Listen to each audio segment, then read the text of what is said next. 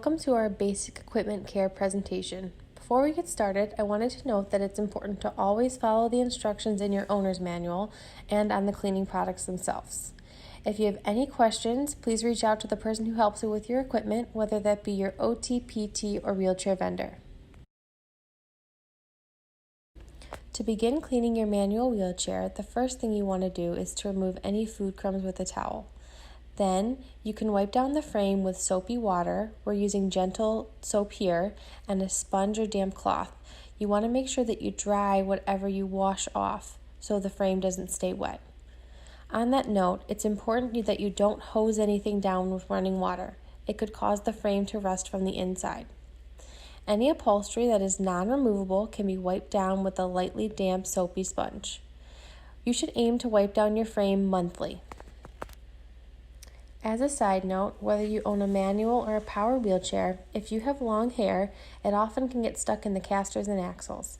You can remove it with scissors, tweezers, or a toothbrush. If hairs get wrapped around the bearings, they could cause long-term damage. The area around the wheel, if it's removable, can be wiped down with a damp towel or baby wipe.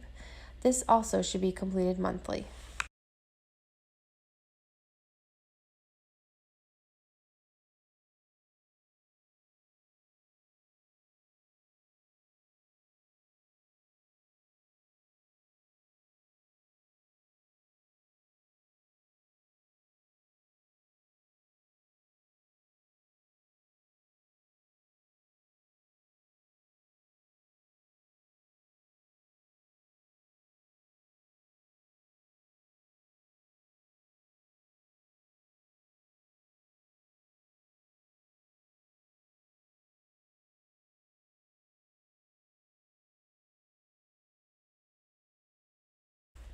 To clean your power chair, you should wipe down any surface with a damp cloth.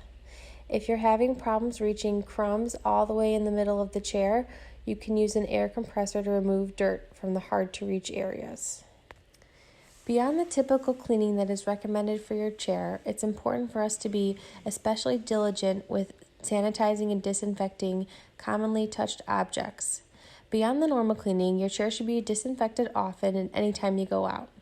You can disinfect with EPA-approved wipes with at least 70% alcohol solution, or you can use a spray bottle of 1 quart water and 4 teaspoons bleach.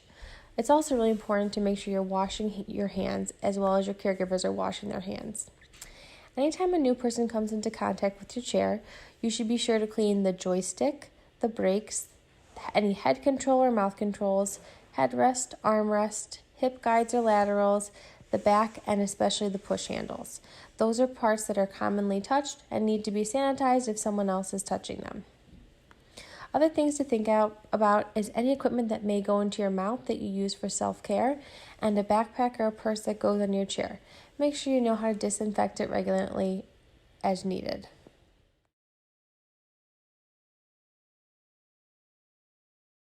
Talk about cleaning your cushion cover. If your cushion cover can be removed, like you can see here, this can be put in the washer machine on a gentle cycle. You want to make sure that you do not put this in the dryer, as it could cause the cushion cover to shrink. The most important thing you can do is to let it hang dry.